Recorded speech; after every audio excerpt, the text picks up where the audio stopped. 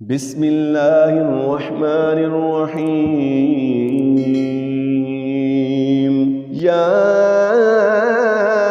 أيها الذين آمنوا قاتلوا الذين يلونكم من الكفار وليجدوا فيكم غلظة واعلموا أن الله مع المتقين. وإذا ما أنزلت سورة فمنهم من يقول أيكم زادته هذه إيمانا فأما الذين آمنوا فزادتهم إيمانا وهم يستبشرون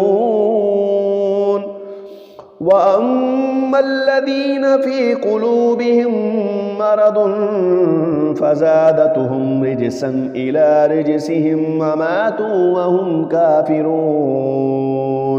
أولا يرون أنهم يفتنون في كل عام مرة أو مرتين ثم لا يتوبون ولا هم يذكرون.